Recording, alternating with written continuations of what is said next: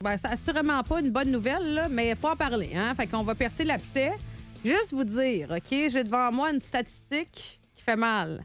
Depuis janvier 2019, 431 200 emplois ont été créés au Québec, tous secteurs confondus, à l'exception des travailleurs autonomes. Or, cette croissance est majoritairement attribuable au secteur public. Mon petit doigt me dit que c'est pas une très bonne nouvelle. Vincent Gelozo, professeur à George Mason University et économiste senior à l'Institut économique de Montréal, justement, ce que je suis en train de lire provient de l'IEDM. Écoute, t'as seté la table parfaitement. On peut terminer ça là. Hein? C'est alarmant, pas à peu près, mais il faut en parler parce qu'il faut que ça arrête. Mais en même temps, on en a déjà parlé maintes et maintes fois. Mais là, je veux dire, on s'en va où là avec ça, Vincent?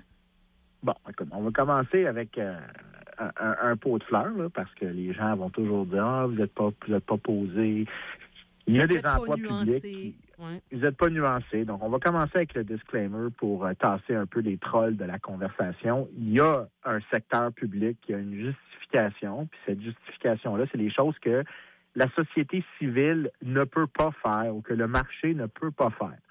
Mais au-delà de ça, par contre, au-delà de cette espèce de fondamental, tu peux avoir trop de secteurs publics, puis que là, que ça devienne un boulet pour la croissance économique. Et quand tu regardes un peu les études sur c'est quoi la taille optimale du secteur public au Québec, on l'a dépassé. Ce qui veut dire que les emplois publics, en termes de nombre d'emplois qui sont liés au secteur public, est beaucoup trop élevé. Et ça prive le secteur privé de travailleurs. Donc, tu alloues efficacement des ressources et ça ralentit la croissance économique, ça ralentit l'investissement. Et au Québec, la proportion est absolument importante. Déjà, on parle de plus d'un quart de la main-d'œuvre au Québec, généralement, qui travaille dans le secteur public, mais plus de la moitié de la croissance des emplois. Donc, à quelque part, le privé va être celui qui va devoir payer pour ça. Ben, c'est et ça, dans la mesure que... Il faut que ça se paye, ces salaires-là. Là. Ben exactement. Puis je vais te déprimer un peu plus. Bon. Ce qui n'est pas mentionné dans l'étude, puis ça, c'est parce que là, c'était la raison que j'ai lancé les fleurs avant, c'est parce que le pot s'en vient. Quand tu regardes la rémunération du secteur public, et là, tu te dis, OK, on va prendre Vincent, puis on va le cloner, puis on va le mettre dans le public. C'est le même Vincent, il n'y a rien qui a changé à propos de lui. La seule différence entre lui et l'original, c'est qu'il travaille dans le secteur public. C'est la seule différence, la même expérience, la même éducation, le même tout. Ça, c'est une manière de savoir, est-ce que tu as une prime salariale de travailler dans le public qui n'est pas liée à ta productivité fondamentale comme travailleur? La réponse, c'est qu'au Québec, oui. Généralement, on trouve des écarts salariaux, toutes choses contrôlées pour l'âge, l'éducation, la formation, le secteur d'activité, peu importe comment tu regardes. Les primes salariales sont quelque part entre 3 et 12 relativement au comparable. Mais ça veut dire c'est une surtaxe qu'on a à payer, non seulement en termes de la taille du secteur public, mais aussi pour chaque travailleur individuellement. On surpaye relativement à la productivité qu'il y avait. Si le public était capable de nous fournir des services dans la mesure qu'il augmentait la productivité de l'économie, il n'y aurait pas d'écart entre les deux. Et là, ce que ça veut dire, c'est que c'est vraiment un drag ou un boulet pour la croissance économique au Québec, la taille trop importante du secteur public. Bon, est-ce que ça, là, c'est fait consciemment ou inconsciemment? Je m'explique. Est-ce qu'on fait ça de façon consciente en se disant, ben quand on va sortir les stats, on va dire que ça va bien, regardez, le taux de chômage est bas, on fait virer l'économie, ou on le fait inconsciemment, c'est-à-dire on a tout simplement perdu le contrôle puis on invente des postes au public sans s'en rendre compte? C'est plus que ça fait partie d'une manière de faire de la redistribution pour des groupes d'intérêt qui sont bien importants. Donc, si, par exemple, tu vas essayer d'encourager le domaine artistique, mais tu emploies des gens dans le ministère de la Culture et du Développement culturel au Québec. Si tu veux donner plus de subventions dans le domaine de l'industrie, donc tu fais du Pierre Fitzgibbоnisme, il faut que tu embauches des gens dans le ministère de l'économie / industrie / peu importe les noms qu'on leur donne à la saveur du moment. Mais c'est une forme de redistribution, mais c'est une forme de redistribution surtout pour favoriser les chances de réélection des gouvernements. Donc, Donc, je pense que c'est... Oui. C'est conscient, on le sait que les répercussions vont être positives. Si on se compare, là, le Québec par rapport aux autres provinces, on est-tu pas si pire? On fait-tu comme les autres ou nous autres, on est les champions d'engager au public? Ben écoute, on est rivalisé par des provinces, des champions économiques comme l'île du Prince-Édouard très bon. et le Nouveau-Brunswick qui sont des champions de la croissance. Sarcasme ici, c'est en fait, on est toujours comme pas mal une régularité en histoire économique canadienne. Le Québec est toujours dans le fond du peloton à égalité avec les provinces maritimes. Donc, c'est à peu près le même ordre de le palmarès, si tu veux, c'est le même palmarès que pour la croissance économique. C'est la même chose pour la taille du secteur public. Puis je pense que c'est le temps qu'on mette sur la table ce qui est pas l'air d'être présentement très discuté, mais que c'est le temps de réduire les effectifs à tous les paliers pour réduire la pression sur les finances publiques. Ça veut dire identifier pas juste des fonctionnaires, parce que là, il y a une définition large de fonctionnaires, puis il y a une définition mince de fonctionnaires. Donc, le secteur public versus les fonctionnaires, c'est toujours... Il y a beaucoup d'obfuscation dans ça pour cacher un peu la taille réelle du secteur public. Mais ce qu'on devrait faire, c'est y aller programme par programme et dire qu'est-ce qu'on peut se débarrasser entièrement.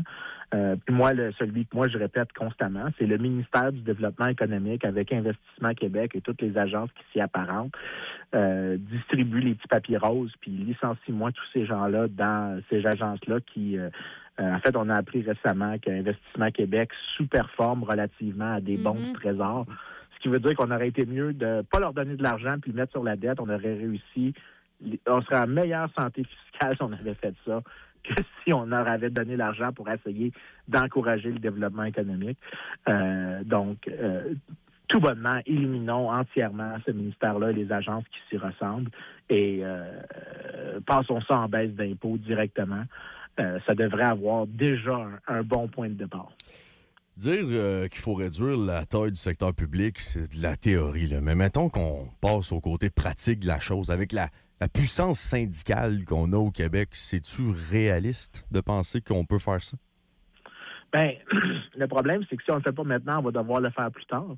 Puis généralement, quand tu fais ça dans des moments de crise, ça fait toujours plus mal, puis c'est toujours moins réfléchi dans un moment de crise que c'est dans un moment où est-ce qu'on voit la falaise arriver, mais on a le temps de ralentir l'auto, de tourner la direction. Mais le syndicat, lui, il verra pas ça. Là. Mieux vaut prévenir que guérir. Dans sa réalité à lui, il comprendra pas ça. Ben, c'est là qu'il faut aussi, à un moment donné, présenter des offres sincères. Puis je pense pas que c'est en leur disant vous allez perdre des membres, on va licencier des gens, mais c'est de dire, écoutez, chaque dollar de réduction de la masse salariale dans le secteur public va venir avec des baisses d'impôts équivalentes. Donc, les membres vont bénéficier d'une certaine manière. C'est un peu ce qui s'est fait, par exemple, en Irlande. Donc, on a dit, on va faire une grosse réforme, puis ça va affecter beaucoup vos membres, mais on comprend qu'il faut vous coopter dans la réforme. Donc, il y aura aussi telle autre réforme du marché du travail ou de la fiscalité qui va s'accompagner, de telle forme à ce que la réforme ne soit pas dramatique pour vous. Puis il faut comprendre quand même qu'il y a des gens dans le public qui ont fait des carrières là, puis que ça ne se réarrange pas d'une nuit au lendemain. On essaye de rendre le processus plus doux, si tu veux, d'une certaine manière. Mais ça se fait il faut le faire avant d'arriver au précipice, mais présentement, je vous dis que si on continue d'aller à la vitesse qu'on va, on va se retrouver dans une situation où il va falloir faire une thérapie de choc, puis couper massivement et le faire de manière peu réfléchie, et ça va être beaucoup plus souffrant que faire l'approche que moi je propose maintenant, d'être plus posé. Il n'y a personne qui veut faire une Argentine ici, mettons. Non, exactement, mais je ne sais pas si on s'en rend compte parce que, je sais pas, des fois, je trouve qu'il se passe de quoi à gauche, mais on va regarder à droite. C'est plus rassurant de regarder à droite, faire semblant qu'à gauche n'existe pas. Hey, mais là, je vois que le temps file, Vincent, mais j'ai envie de te demander. Là, c'est pas de façon émotive, OK? Mais selon toi, comme économiste, puis je sais que tu n'aimes pas être dans le jugement des fois, mais bon, je vais voir ce que tu vas me répondre. Est-ce que la CAQ aura été à la fin, là, on est presque à bout de mandat. Là. Il va y avoir une autre campagne électorale, puis on verra pour la suite des choses. Mais est-ce que la CAQ aura été le pire des partis pour ça, pour le fait qu'on a engagé, le fait que finalement, c'est un peu superficiel, là, notre économie, qu'on engage beaucoup au public, ou, somme toute, c'est pas le pire. On a déjà connu pire avec un gouvernement que je sais pas qui, là, que tu pourrais me dire. Est-ce que c'est la CAQ qui est le pire, selon toi? Écoute, quand moi je vois la CAQ, ce que je vois, c'est le Parti québécois. Mais j'ai toujours dit que le Parti québécois, c'était le parti d'une bonne idée. La CAQ, c'est le Parti québécois moins cette bonne idée-là. Je pense qu'on sait tous c'est quoi l'idée dont je parle. Oui. Le reste, c'est que des mauvaises idées. C'est un peu la manière sarcastique que j'ai à le dire. Donc, on a eu vraiment la pire version possible du Parti québécois sans la meilleure partie. Et ça voulait dire du nationalisme économique qui nous a coûté très cher en termes de dépenses publiques. Ça nous a coûté très cher en termes de déficit. Honnêtement, puis on avait fait un palmarès à l'Institut de la performance fiscale de tous les premiers ministres depuis Adélard Godbout, donc depuis 1939, en fait. Et M. Legault est dans le bas du palmarès. Dans le top du palmarès, il y a Lucien Bouchard, Jacques Parizeau et Philippe Couillard. Wow. Et je pense que le contraste avec M. Couillard, c'est le plus parlant ici, parce que malgré les lignes de de commentateurs médias montréalais, qui n'ont aucune connaissance économique, qui ont parlé d'austérité pendant des années, ce que M. Couillard a fait, c'est une des meilleures choses possibles en termes d'ajuster les réformes. Tout ce qu'il a fait, c'est qu'il a dit on va avoir la croissance économique, les dépenses publiques vont augmenter à la même vitesse que la population et l'inflation. Donc, c'est une règle qui fait en sorte que l'État grossit un peu moins vite que l'économie en général. Et ça, c'est une excellente chose comme règle parce que ce que ça a fait, c'est que ça a juste changé un peu la trajectoire. Ça n'a pas coupé les dépenses de manière absolue. Ça a juste ralenti la vitesse de croissance des dépenses. Et ça, c'était suffisant sur 4 ans pour revenir à l'équilibre budgétaire, mais aussi à garder. Il n'y a pas eu d'hécatombe au Québec. La qualité de l'éducation n'a pas explosé. Même si on prétend le contraire, là. Même quand, si on prétend quand on en reparle, là, on dit que c'était un moment fou de notre époque. Là. Exactement. Je ne dis pas qu'il n'y aurait pas... Moi, je défendrais des coupures absolues, mais ce que M. Couillard avait fait donne un beau contraste. C'est que même avec des réformes posées, on peut accomplir d'importantes choses. Et la CAQ a décidé que la version modeste de la discipline fiscale, celle de M. Couillard, c'était beaucoup trop intense comme discipline fiscale. Et pour ça, je pense que M. Legault et la CAQ vont rester comme définitivement sur le plan fiscal.